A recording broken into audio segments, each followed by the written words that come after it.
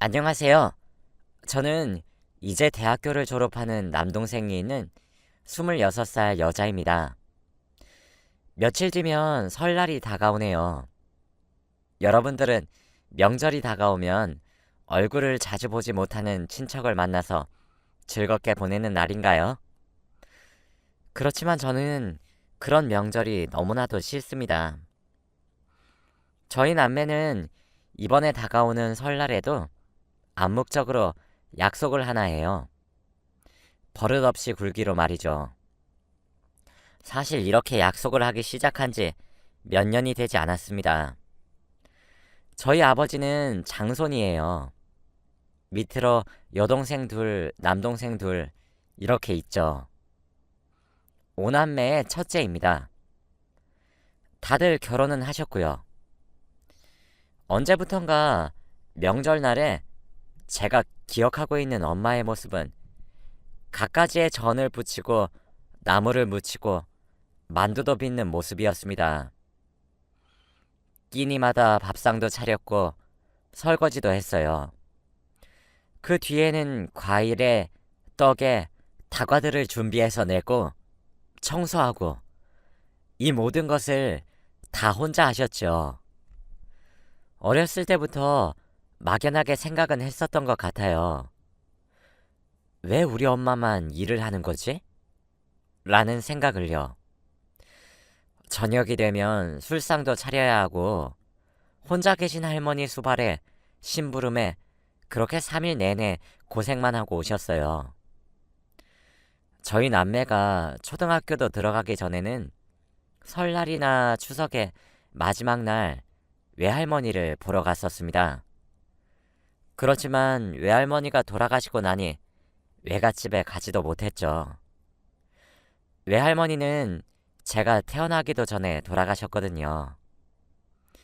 그리고 저희 엄마는 외동딸로 태어나서 혼자입니다. 그런 이유로는 명절에 돌아갈 친정집도 없다며 연휴 내내 소처럼 일만 하셔야 했어요. 저희 집도 맞벌이를 하는 집이었는데 명절만 지냈다 하면 저희 엄마는 밤새 끙끙 앓아 누우셨습니다. 그리고 제대로 쉬지도 못하고 다시 회사로 출근해서 돈을 벌어야 했죠. 저와 제 동생을 위해서요. 처음엔 이렇게 명절을 보내는 게 당연한 줄 알았어요. 어렸을 때부터 봐온 풍경이라서요.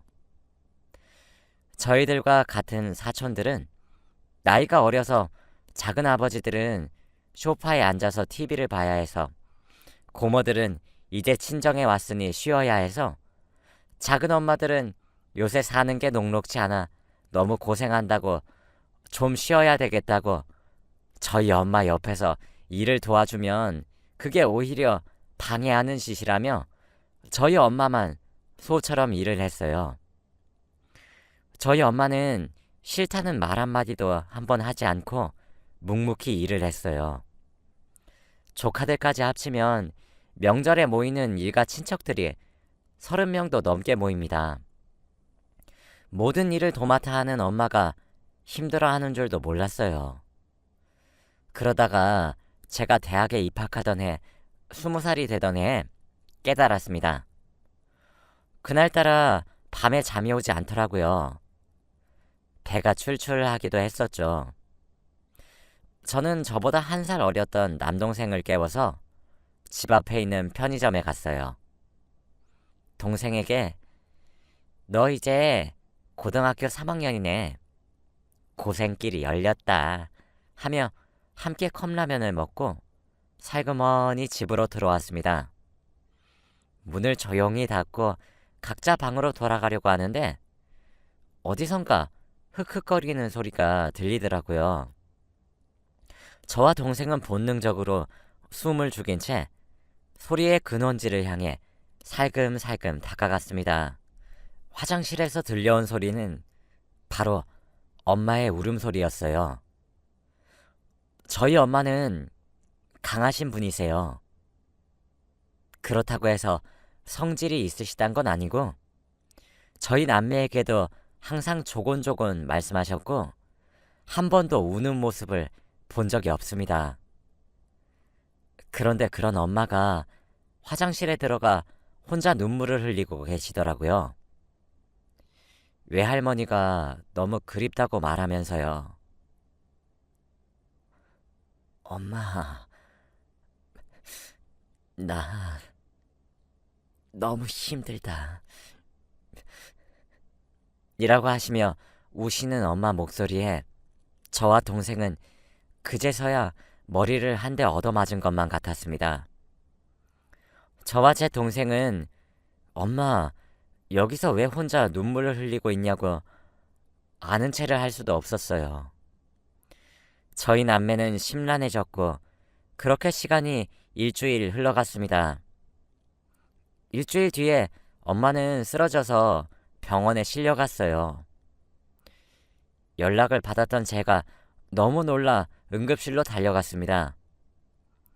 병원에서는 너무 극심한 스트레스로 실신한 거라며 스트레스를 받지 않도록 주의하라고 하더라고요. 그렇게 엄마가 일어나길 기다렸다 집으로 데려왔죠. 그 이후로도 엄마는 2번이나 더 응급실로 실려갔습니다. 스트레스성 위경련으로 한 번 실려가셨고 그 뒤로 실신을 한 번 더 하셨죠. 그게 모두 다 명절로 인한 스트레스였어요. 명절을 3주 앞뒀던 날 엄마는 눈물을 흘리셨고 2주를 앞두고 처음으로 응급실에 실려가셨던 겁니다. 그리고 한 주를 앞둔 채로 위경련과 실신으로 병원에 실려가셨죠. 결국 짧은 시간에 반복된 실신과 심각한 스트레스로 인한 위경련으로 엄마는 몸과 마음이 굉장히 나빠졌어요.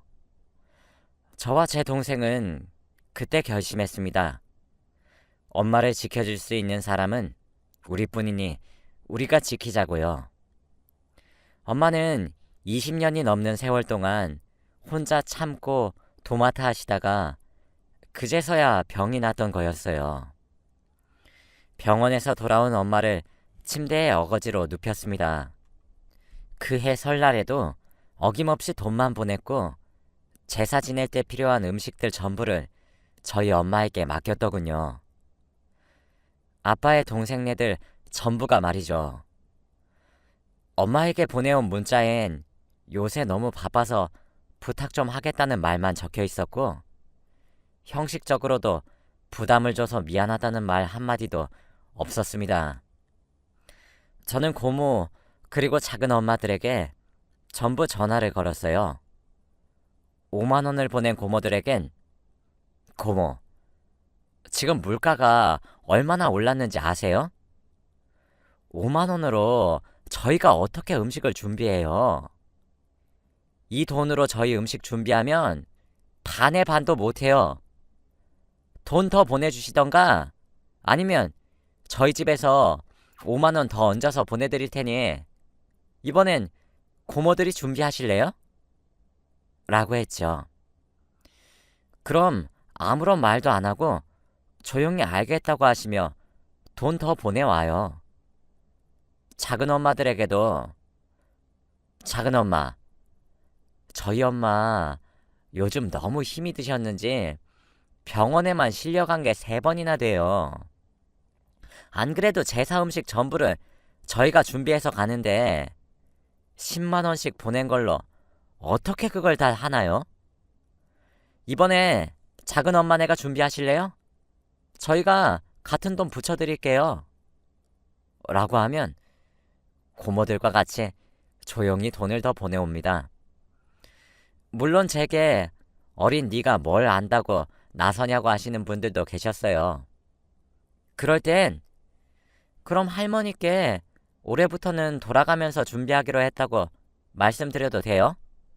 라고 하면 전부 아무 말 하지 않고 전화를 끊더라고요. 옆에서 그러지 말라고 괜찮다며 저희를 말리시는 천사 같은 엄마를 억지로 침대에 누워서 쉬라고 강제로 눕힌 뒤에 전 동생을 데리고 시장으로 갔습니다. 그 시기에 시장에 가면 온갖 음식들을 다 팔고 있더라고요. 나물, 과일, 각종 전에 떡 등등. 엄마는 매년 고생하셨는데 드는 비용은 얼마 되지도 않더라고요. 저희 엄마가 가정 고생을 해서 음식을 만들어도 어차피 맛도 다 안 보거든요. 그래서 필요한 것들만 샀어요. 만두 속까지 꼼꼼히 장을 보고 돌아온 저희 남매는 만두를 빚었습니다. 어렸을 때부터 엄마가 매년 해오던 걸 봐왔고 도와드린 경험이 있어서 동생이랑 눈 감고도 뚝딱 만들었죠. 설날이 되기 하루 전날 저녁, 저희는 보자기에 준비했던 음식을 챙겼어요. 심신이 허약해진 엄마에게 이번 명절은 저희가 알아서 할 테니까 걱정하지 말고 집에서 쉬고 있으라 말했지만 엄마는 괜찮다고 거절하셨죠. 그렇게 엄마, 아빠와 함께 할머니 댁으로 갔어요. 원래는 설날 전날 아침부터 갔었는데 저희가 저녁에 가자고 바득바득 우겨서 그때 간 거예요. 도착했던 시간이 6시 반 정도였죠. 저희 가족이 가장 마지막으로 도착했더라고요. 이미 먼저 도착했던 가족들은 다들 웃으며 거실에 둘러앉아 TV를 보고 있더라고요. 오랜만에 봐서 반갑다는 인사보단 왜 이리 늦게 도착했냐고 배고픈데 얼른 저녁 먹자는 말을 하더라고요. 마치 모두가 짠 것처럼 말이에요. 저는 약속이라도 한 줄 알았어요. 그때 저희 엄마가 받았던 대우를 몸소 느꼈죠. 어이가 없더라고요. 저희가 저녁에 도착한다는 말을 듣고 모두 저녁을 먹는 시간에 맞춰서 도착했다는 말을 웃으면서 하시는데 속에서 무언가가 부글부글 끓어올랐습니다. 그 말에 또 알겠다고 대답하시는 엄마 보고 엄마, 일단 우리 짐 좀 풀어요 하고 방으로 데려갔어요. 침대에 엄마를 눕히고 난 뒤 옆에 제 동생을 보디가드로 뒀어요. 엄마, 이번 명절엔 내가 할 테니까 몸도 안 좋은데 나와서 무리하지 마. 알았지? 그리고 너도 엄마 옆에서 떨어지지 말고. 알았어? 라고 했어요. 동생은 당연하지. 나만 믿어 누나.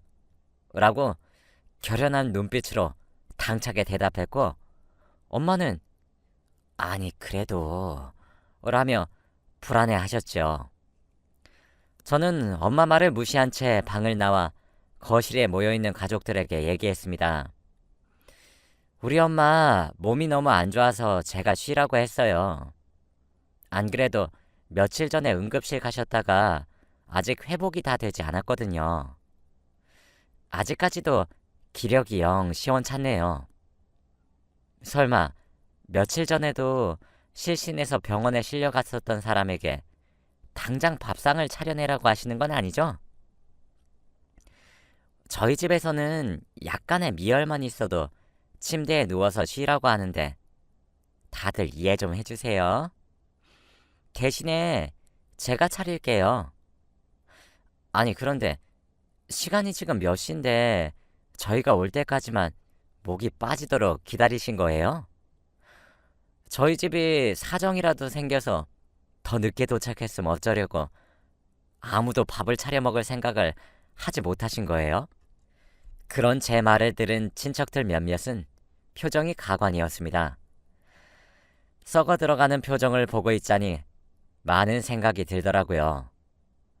그냥 무시한 채로 밥 차릴 준비를 하고 있으면 작은 엄마들은 앉아만 있기 민망하니 저를 따라 주방으로 와서 상 차리는 것을 돕기 시작했고 고모들은 엄마가 쉬고 계신 방으로 쪼로로 달려가요.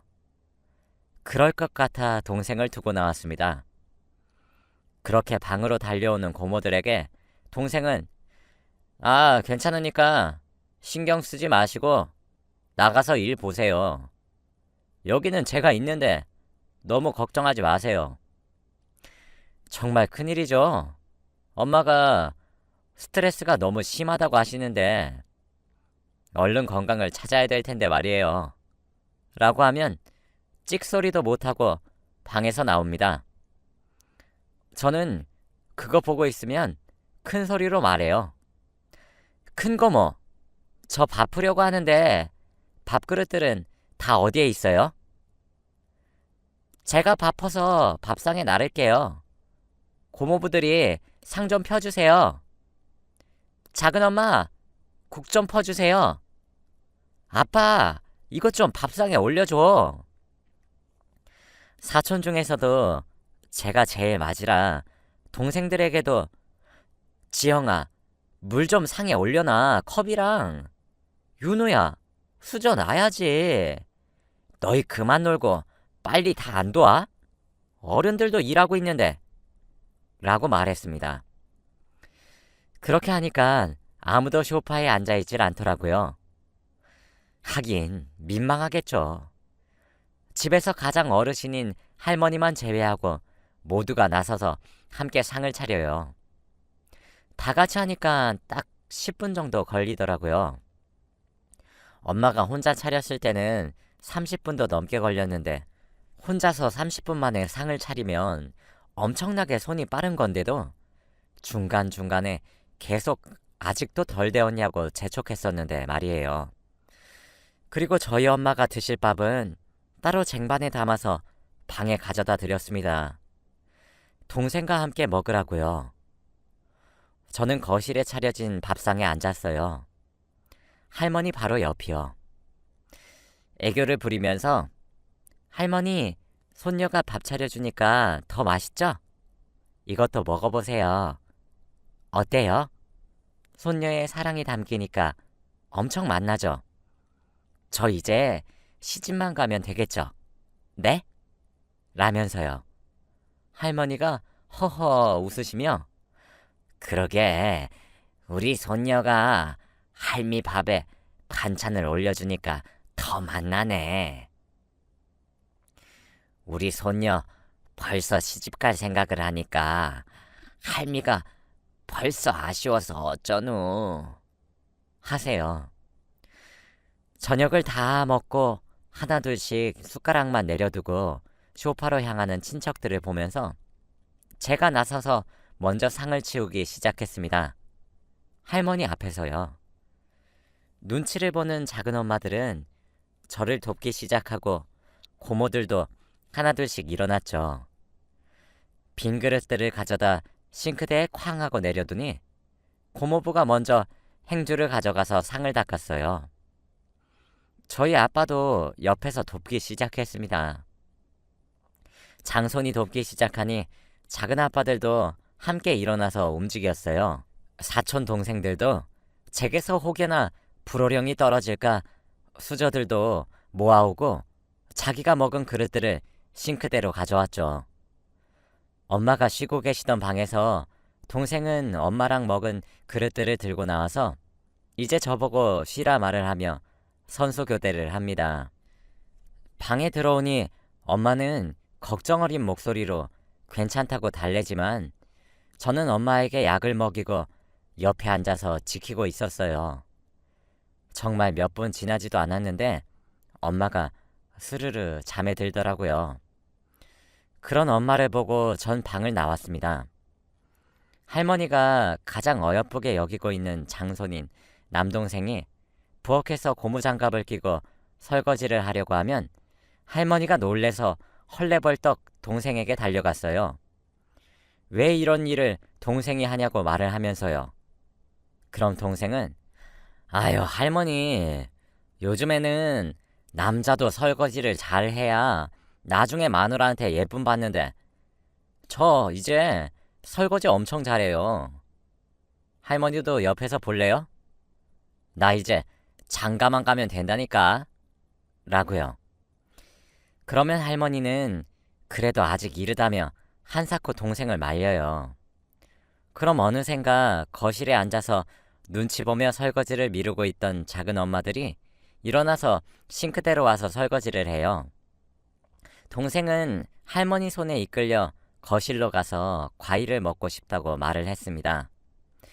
맨날 친척들이 밥을 다 먹고 혼자 설거지하고 있는 엄마에게 과일 내놔라, 떡을 가져와라 그랬거든요. 동생의 예쁜 짓을 보시던 할머니는 과일 가져오라고 일을 시켜요. 그럼 고모들이 일어나서 또 전부 대령해 줍니다. 그 와중에 작은 고모는 저희 엄마에게 가져다 준다고 하더라고요. 저는 고모에게 고모, 지금 저희 엄마 약 먹고 겨우겨우 잠들었어요. 고모가 들어갔다가 엄마가 일어나면 어째요? 나중에 엄마 깨시면 제가 가져다 드릴게요. 라며 웃으면서 막았어요. 엄마 보고 과일 내놔라, 커피 타와라 할 적에는 과일도 사과에 배, 포도, 감 등등 종류별로 깎아서 들고 와야 했고, 커피도 믹스 먹는 사람, 블랙 먹는 사람, 우유에 섞어달라는 사람, 물 양을 조절해달라는 친척들은 사과 하나만 잘라주시고 커피는 믹스로 통일하더라고요. 참 신기한 일이었죠. 저녁 이후에 술상을 차려달라 말하는 작은 아빠들. 저희 엄마가 술상을 봐줘야 했을 때는 최소 4가지 음식들에 맛도 있어야 했고 빠른 시간에 만들어야 했는데, 엄마가 하지 않으니 여분의 제사 음식으로 가져온 각종 전들, 떡 이런 걸로 퉁치더라고요. 어이가 없었죠. 저흰 그렇게 하루 종일 엄마를 지켰습니다. 그 다음날 아침 일찍 제사를 지내고 아침을 차렸어요. 그때도 딱 10분이 걸렸었죠. 엄마는 그때 거실에 나와 같이 밥을 드셨어요. 저는 엄마에게 아침 먹고 아무 소리 하지 말라 단단히 말을 한 뒤 밥을 먹기 시작했습니다. 아침 식사 이후에 엄마 왼쪽에 앉아있던 동생은 할머니, 저희 오늘 점심 전에 집으로 가려고 해요. 라고 말을 했습니다. 할머니는 오랜만에 얼굴을 봤는데 벌써? 라며 아쉬워하셨어요. 아무래도 엄마 건강이 너무 좋지 않아서 집에 일찍 가서 쉬는 게 나을 것 같아요. 라고 선언을 해버렸죠. 그랬더니 온 친척들이 나서서 저희 가족을 말립니다. 특히 작은 엄마들은 진심으로 저희 보고 가지 말라고 말렸어요. 자기네들은 다음날 점심은 돼서야 떠나니까요. 오랜만에 얼굴을 보는데 왜 벌써 가냐며 뜯어 말렸습니다. 그런 친척들을 보고 저희 아빠가 말을 했어요. 재수, 집사람이 지금 몸이 얼마나 안 좋은지 몰라요? 어제 우리 아들, 딸들이 말했잖아. 며칠 전에도 실신해서 응급실에 실려갔다고. 응? 지금도 우리 집사람 얼굴을 한번 봐요. 허옇게 질려가지고 힘들어하는 거 안 보여요? 아니, 우리 집사람 보고 우리 가족 모두가 집에서 쉬라고 말을 했는데 명절에 어떻게 그러냐고 부득부득 우겨가면서 여기까지 온 것도 집사람 의지야. 제사도 다 지냈고 얼굴도 다 봤잖아. 재수, 안 그래요? 집사람이 아프니까 이번엔 집에 일찍이 가겠다는데 왜 아픈 사람을 못 보내서 안달이에요?